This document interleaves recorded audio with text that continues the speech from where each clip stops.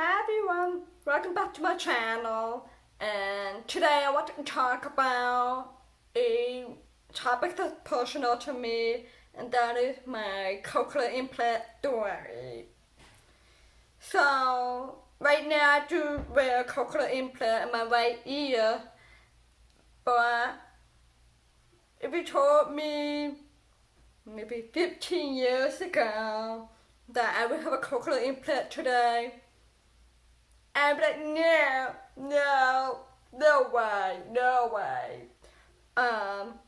So let me tell you my story. Starting when I was little, so I got hearing aids when I was 2 years old, fitting on both ears. And my hearing loss is a severe to profound hearing loss. So my hearing aids are pretty big. A lot of power for my hearing loss, and I went through speech therapy. I attended public school system. I used FM system when I was in school.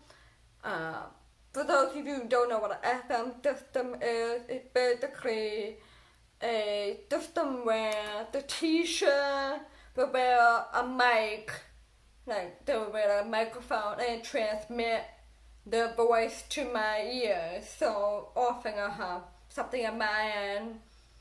When I was little, it was like a big box that was on me. But nowadays, it's just like a little piece that you hook into your hearing aid and it transmits directly to your hearing aid. So that's what I used when I was in school. It helped me hear the teachers easier, more direct.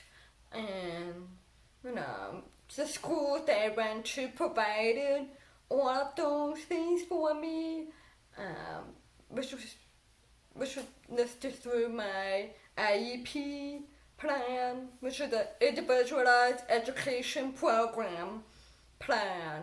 It's used for those who qualify for special education. And my IEP basically said that I needed a FM system in my classes. I needed a assistant to help me in my classes too. I didn't have that in high school, but I had that when I was younger, where they had a specific assistant assigned to me. Her job was basically to take notes for me, just to make sure that I was getting the full experience of class, and that they would come with me to my special education classes. They would do all kinds of things to help me to make sure that I got the full experience. So I had all of that in elementary, middle school. High school, I was a little bit more on my own, but still had FM system. Teachers had to be accommodating to me, so they had to let me know if there's gonna be a video played in class, make sure that the videos had caption. If it did not caption, they had to figure out a solution. A lot of times it was like a transcript for me to read, or find another way for me to actually get the video experience. Things like that. And that's what my IEP plan was for. Making sure that I got all of my accommodation. So that's what life was like for me. In high school, I had hearing aids all the time. And meanwhile, maybe it wasn't around when I was, 14 or 15 years old, that the idea of getting a cochlear implant was being pushed more onto me. Not by my parents, but rather by my audiologist. Like, every appointment we had, they would bring up, have you considered getting a cochlear implant? And at the time when I was 15, my first response would be no. Like, I was shut down by audiologist. Like, I wouldn't even entertain the idea. and a lot of the defensiveness against the idea was because it was just a scary thought for me, like, and I thought that I did well in life, like, I was your average student, I could drive a car, I had friends, like, why change anything? I'm doing fine, like, and that was my mindset for the longest time. Yeah, so that's basically what I was like in high school, very stubborn. I wouldn't even entertain the idea. Like, I wouldn't even let them tell me about it. I just knew that it was a big major surgery where I had to take my whole summer off for this if I did it. And when you're 15, I don't think you want to take your summers off from hanging out with a friend for this so that's me being selfish at 15. And B, I kept hearing from people who did get cochlear implants that like, oh, it doesn't work sometimes. So it's just like a big fear, like, like I already have a little hearing. Why do I want to destroy that completely?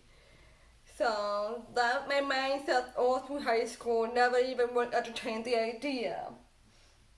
But then again, I had everything I needed in high school. Like, I had all of the accommodation. The high school provided me with new equipment if I needed it. Like, I went to a great high school. And then I went to college.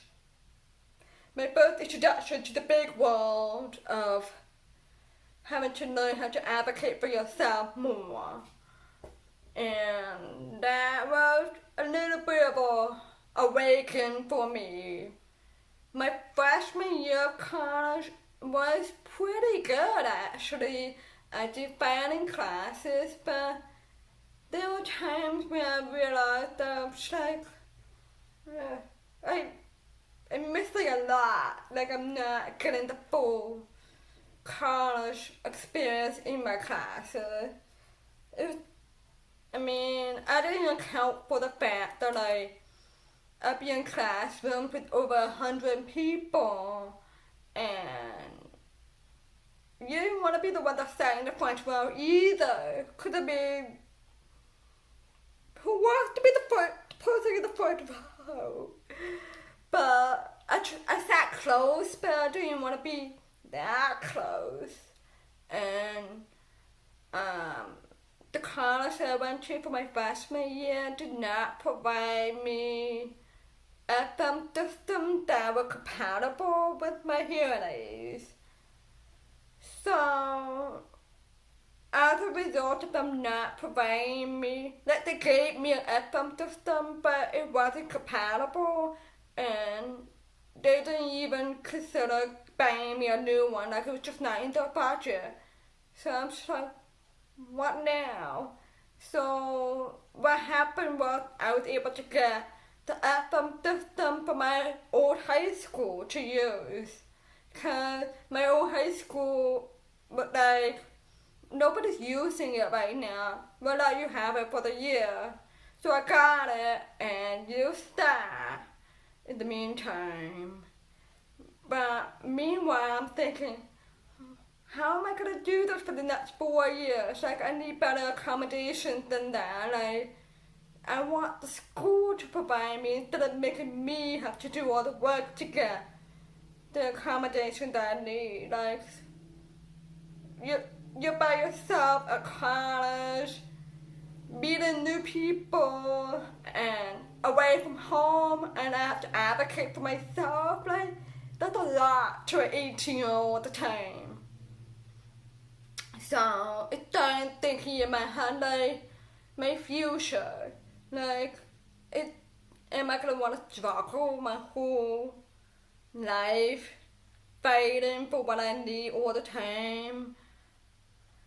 And I just thought in my head at the time, maybe I should entertain the idea of getting a cochlear implant if it really will help me have more independence as a deaf woman. So I looked into it some more. It's still a scary thing to do it, but I went for it because I was like, I mean, I was struggling to like follow online classes, and I'm just like thinking in my head like, it sounds like it could help me a lot more than what my hearing aid could do, and that's what did it for me. Like I was like, okay, I need to think about my future. I need to think about having some sense of independence. If I can have this tool that would actually help me talk at the phone. What? Like, see, before I was hearing it, I never talked to the phone. Like, never. Like, I could not do it. Now I do talk at the phone, not as much as I should or want to, but it helps. Like, it's different than a hearing aid. But anyway, I was 20 years old when I got my cochlear implant. It's actually almost 10 years almost my 10-year anniversary. June 22nd is my 10-year anniversary of having the surgery done. Crazy, huh? 10 years. Wow. It was one of the biggest, scariest decisions I've ever had to make in my life. Even more than getting married, buying a house. Like, scarier than all that. But it's one of the best decisions I made for myself because after I had my implant, I did well in college. I graduated from undergraduate in 2013. I graduated from Harvard University in 2018. I worked in customer service for 5 years. Like, things that I don't think I would have done so in a parallel universe, I don't think I'll be in this place today if I still had hearing aids. Like, I don't think I would be at the job that I'm at today. I don't think I would have progressed this far in my life if I stuck with hearing aids my whole time. And it's an interesting thing to think about. But yeah, I want to share my cochlear implant story that I let you know. Some people don't get it when they're young. Some people get it when they're older or have had something happen in their life that they're like, having a cochlear implant could help me be more successful. Like I've heard of a woman getting a cochlear implant after she had her first baby, because she realized that, having more ability to hear a different way will help her with her kids, things like that. But it's a very personal decision to make, and I am excited for whoever does jump for it, but it does not mean you're more hearing now. You're still deaf, but it's a great tool to be able to use.